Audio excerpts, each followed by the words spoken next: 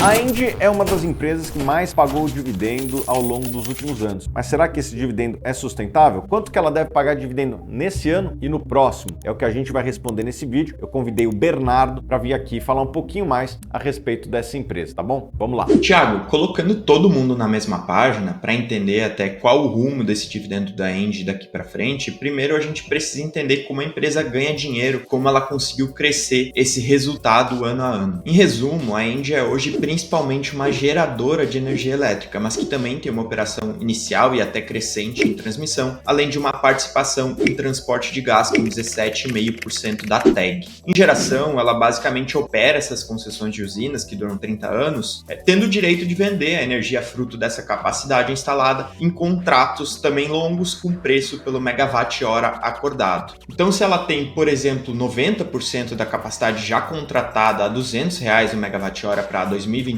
vamos dizer assim, não importa se os preços dos novos contratos estejam hoje ali em cerca de R$140 o megawatt-hora. Esses contratos longos e fechados com bastante antecipação, eles acabam protegendo a empresa contra essa flutuação negativa no preço. Em transmissão é mais simples ainda, né? Também operando essas concessões por 30 anos, a empresa tem direito a uma receita anual pela mera disponibilidade dessas linhas, ou seja, depois que ela conclui a construção de uma nova transmissora, ela recebe essa receita anual, sempre também ajustada pela inflação por todo esse período, como se fosse ali um aluguel, né? Sem depender da quantidade efetiva da energia transportada. Já o modelo de transporte de gás, ele consiste no recebimento de uma tarifa ali, reais por milhões de BTUs, sobre a capacidade contratada da empresa, né, em contratos que são ali em sua maioria chamados de ship or pay, em que mesmo quando o cliente não faz o uso, ele ainda precisa fazer o pagamento dessa tarifa. Nesse caso, a Engie ela acaba reportando os resultados da TEG como equivalência patrimonial, já que ela tem uma exposição menor aí ao segmento, ela tem uma participação minoritária na empresa de 17,5%, como eu comentei anteriormente. E com esses pontos sobre cada um dos segmentos de atuação, a gente já consegue responder como ela conseguiu entregar um crescimento muito controlado ao longo dos anos, como vocês podem ver aí nos dados que eu puxei da Status Invest. Como as concessões onde ela opera são muito longas, a maior parte dos novos ativos que ela foi agregando ao longo do tempo, eles vieram para adicionar, né, e não para acabar substituindo ativos que tinham vencimento. Então ela tem ainda, né, e ao longo desse período todo teve concessões muito longas e adicionou ativos ao longo do tempo, e isso contribuiu muito com o resultado. Além disso, eu também preciso lembrar a vocês que esse modelo de negócios voltado para utilities é de certa forma blindado, né, contra a inflação, uma vez que os próprios contratos eles já prevêem reajustes anuais a depender do IPCA e do IGPM, né, em cada um dos ativos pode ser um indicador diferente. Eu vou dar um exemplo aqui para vocês, né, quando o preço do algodão e da mão de obra sobem muito, por exemplo,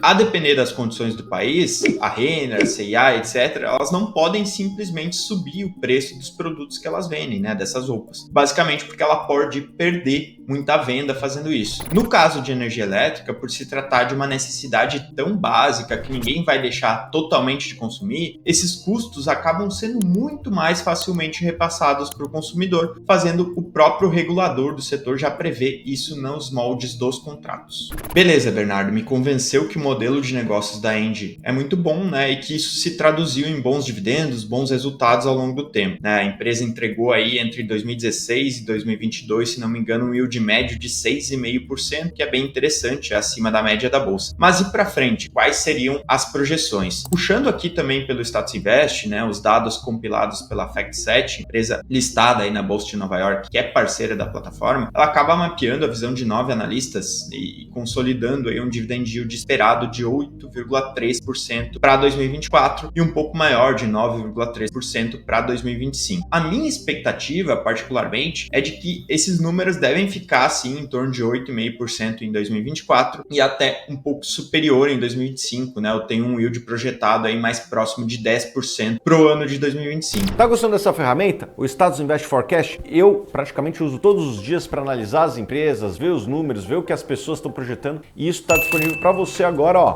na faixa. gratuito, 30 dias para você, Status Invest Forecast. Vou deixar aqui o link abaixo para você se cadastrar, ter 30 dias úteis para utilizar essa ferramenta incrível. Vamos pro vídeo. A resposta, para o caso da Engie, é de que o yield não é somente sustentável, como também é crescente. E por que então esse dividendo é crescente e sustentável? Eu explico. Atualmente, a Engie possui um prazo médio e ponderado de concessões em geração de cerca de 18 anos, enquanto para a transmissão, por ser um segmento de entrada mais recente da empresa, esse prazo ele é ainda maior, de quase 26 anos. Em adição a isso, a empresa está concluindo a construção de um ativo eólico de 434 megawatts, além de que ela recém adquiriu mais 5 parques solares que junto aí vão representar quase 550 mega em adição, Ou seja, a Engie ela vai ter aí mais 10% de crescimento em relação à capacidade instalada de geração que ela vinha operando agora em 2023, sem que nenhuma concessão esteja vencendo ou encerrando. Isso é muito importante. Então vocês vão lembrar, é mais geração de caixa entrando como adição e não como uma mera substituição, que é bem positivo para crescer esse resultado. Além disso, até 2025, ela também deve concluir aí a construção de outro projeto eólico ainda maior, de quase 850 mega, e é Serra do Assuruá, o nome desse projeto, e ele consolida então,